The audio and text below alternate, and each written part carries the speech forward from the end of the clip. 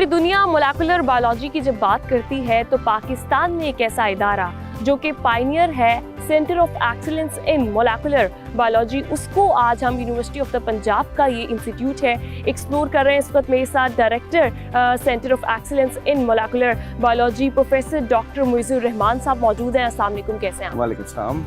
सबसे पहले तो मुझे बताएगा कि ये इदारा कितना पुराना है, कब इसकी बुनियाद रखी गई और इसके तहत कौन कौन सी ऐसी स्टडीज़ हैं जो आप कर रहे हैं? ये इदारा बेसिकली पाकिस्तान का पहला इदारा है जब ये ज़रूरत महसूस की गई पाकिस्तान में कि डीएनए बेस्ड रिसर्च हो और वो एग्रीकल्चर में भी उसकी अफादियत हो और फिर हेल्थ वाली साइड पे भी उसकी अफादियत हो, एनवायरनमेंट वाली साइड पे भी अफादियत हो। तो ये कोई तकरीबन 1974-5 में इस पे काम शुरू हुआ। और इसमें मैं एक चीज़ बताता चलूँ कि उस वक्त के प्रेसिडेंट जनरल ज़ियाउल हक खुद बजाते खुद इन्वॉल्व हुए और इसमें नोबेल लॉरिएट्स लेवल के साइंटिस्ट इन्वॉल्व हुए और इस पे वर्किंग शुरू हुई। फिर 1980 की दिहाई में पंजाब यूनिवर्सिटी में पाकिस्तान एटॉमिक एनर्जी कमीशन से एक मायानाज साइंसदान प्रोफेसर डॉक्टर शेख रियाजुद्दीन यहाँ आए, तो उन्होंने मिलके काम करना शुरू किया। फिर 1984 में इसका संगे बुनियाद रखा गया, जिस जगह पे हम ये ठोकर पे centre of excellence molecular biology की बिल्डिंग में खड़े हुए हैं। और फिर आस्ता आस्ता एक दो लेबोरेटरी से ये बिल्ड अप होने, अब जैसे huge gigantic centre of molecular biology और इसके जो इस वक्त पोस्ट ग्रेजुएट हैं, तो दो इसके ऑब्जेक्टिव थे। एक तो ह्यूमन रिसोर्स ट्रेंड किया जाए जो मोलेकुलर बायोलॉजी की अफादियत के प्रोजेक्ट में पूरे पाकिस्तान में हमें करे, और सेकंड ये था कि इसकी अफादियत को मोलेकुलर बायोलॉजी की डीएनए रिसर्च की अफादियत को यूज़ करते हुए हम एग्रीकल्चर और हेल्थ के फ्रूट जो है अप्लाइड रिसर्च के वो पाकिस्तान में उनको आगे रेस करें। अच्छा, लास्टली मुझे बताइएगा कि एज अ स्टूडेंट जो लोग यहाँ पे एडमिशन लेना चाहते हैं उनके लिए उनको क्या स्कोप नज़र आता है मार्केट में, पाकिस्तान की मार्केट में अगर बात करें specifically relevant to this institute?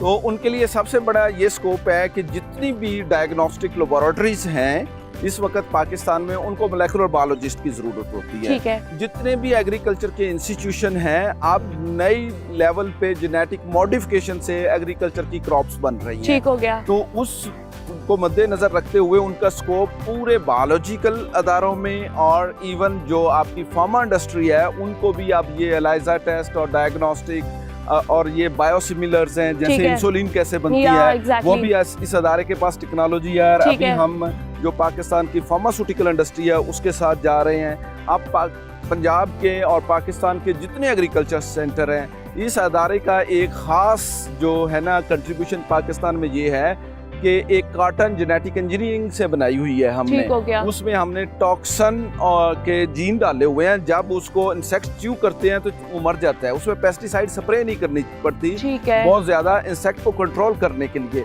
अब वो जरूरी है कि वो वाली जो जर्म प्लाज्म है, जो सीड है, उसके साथ दूसरे पाकिस्तान के सारे अदारे क्रॉस करके नई वैरायटी का तो उनके ये हमारे स्टूडेंट्स इस पे काम करते हैं, तो उनके लिए ये देखिए कितनी बड़ी अपॉर्चुनिटी बन रही है।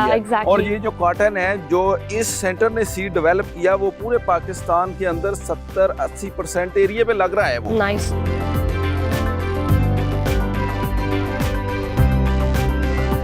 अस्सलाम वालेकुम, स्टूडेंट्स यहाँ पर कुछ प्रैक्टिस कर रहे हैं जी, क्या चल रहा है मुझे बताएं। और सबसे पहले तो अपना नाम बताएं। मेरा नाम आमना है। आमना है। अच्छा, मुझे बताएं स्पेसिफिकली आप यहाँ पर जो है ये पूरा जो एक फ्रिज यहाँ पर मौजूद है, इसको क्या कहते हैं आपकी लैंग्वेज में? ग्रोथ चैम्बर कहते हैं। ओके, ग्रोथ चैम्बर कहते हैं। सो इसमें क्या होता है और किस चीज़ के ऊपर आप एक्सपेरिमेंट कर रहे हैं? हम डिफरेंट वेजिटेबल्स पे काम कर रहे हैं, वेजिटेबल्स पे भी कर रहे हैं, फील्ड क्रॉप्स पे भी कर रहे हैं, जैसे कॉटन पे, टमाटो पे, कैनोला पे, सोयाबीन पे, इन सब पे काम कर रहे हैं। लेकिन मेरा जो काम है वो टमाटो पे है। मुझे दिखाएं कि आपने ग्रोथ में अभी तक क्या किया है। हम हाँ लोग जी, टमाटो के सीड्स ग्रो करते हैं सबसे ठीक हो पहले गया, आर्टिफिशियल मीडिया में, ठीक है। देन नेक्स्ट उनको स्टेप, स्टेरलाइज करके उसके बाद हम इसके जब प्लांट्स आ जाते हैं, प्लांट वाली स्टेज भी हमारे पास है नहीं क्योंकि हमने कल ही उसका बैच ठीक हो गया। नेक्स्ट किया। मुझे ये बताइएगा कि यूनिवर्सिटी ऑफ द पंजाब कितनी इक्विप्ड है, आपको कितना फैसिलिटेट करती है बीइंग अ स्टूडेंट इन तमाम एक्सपेरिमेंट्स? हमें इन चीज़ों की नहीं होता कि हमें सारा इक्विपमेंट भी मिल रहा होता है, इसके अलावा जो हमारे केमिकल्स हैं और जो इसके अलावा हमें सुपरवाइजर्स की तरफ से जो सपोर्ट है वो भी मिल रही होती है। तो ये अल्लाह का शुक्र है कि आप हमें माशाल्लाह इस चीज़ का पीएचडी है। कर रही हैं यहाँ जी, से जी, और डॉक्टर PhD होने वाली है, तो कितना अर्सा रह गया आपके डॉक्टर बनने में? मेरा 1.5 ईयर रह गया।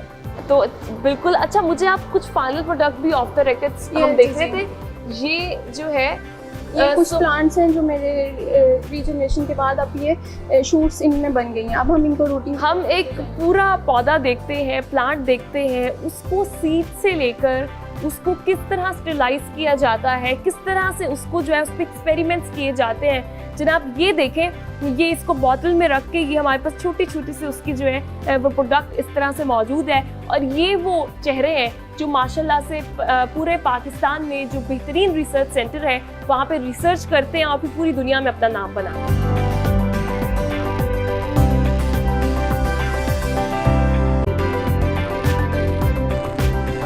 एक एक्सपेरिमेंट साइट पे मौजूद हूँ जहाँ पर वो मुख्तलिफ, जिसमें वीट, गन्ना, राइस और मुख्तलिफ जो हैं वो प्लांट्स के ऊपर, मुख्तलिफ फसलों के ऊपर एक्सपेरिमेंट्स करते हैं। ये वो एक्सपेरिमेंट साइट है जहाँ पर वो ये डिटरमिन करते हैं कि ख़ास किस्म के, जैसे कि हमें पता है कि क्लाइमेट चेंज की वजह से रैपिडली जो है वो हमारा इन्वायरमेंट चेंज हो रहा है। क्लाइमेट की वजह से कौन सी ऐसी फसलें हैं, कौन से ऐसे पौधे हैं, उन पर क्या इफ़ेक्ट आ रहा है। उसके अलावा बहुत सारी चीज़ें डिटरमिन करने के लिए कि स्पेसिफिकली आने वाले फ्यूचर में कौन सी ज़मीनें हैं जहाँ पर आप जो है वो गन्ना, राइस, वीट या फिर कोई भी जो फसल है, कोई भी पौधा है वो उगा सकते हैं। तो उसके लिए सारे जितने भी एक्सपेरिमेंट्स हैं वो इस एक्सपेरिमेंट साइट पर स्टूडेंट्स करते हैं। और यहाँ पर इस वक्त आपको बहुत सारे एक्सपेरिमेंट्स किए हुए जो जगह है वो भी नज़र आ रही है।